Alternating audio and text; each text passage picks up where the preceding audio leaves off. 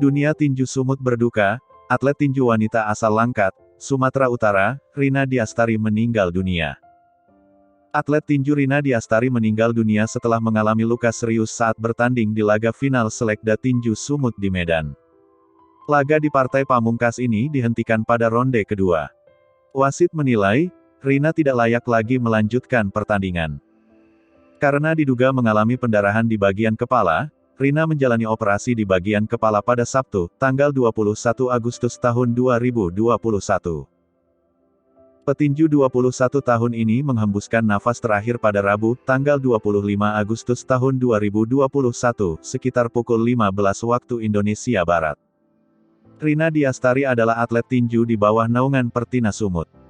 Rina Diastari menghembuskan nafas terakhirnya setelah mendapat perawatan di RSUP H. Adam Malik, Medan.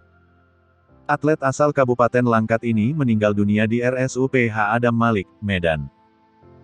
Ketua Pengprov Pertina Sumut Romain Manalu mengaku Rina meninggal setelah sebelumnya sempat dirawat dan menjalani operasi di RSUP H. Adam Malik.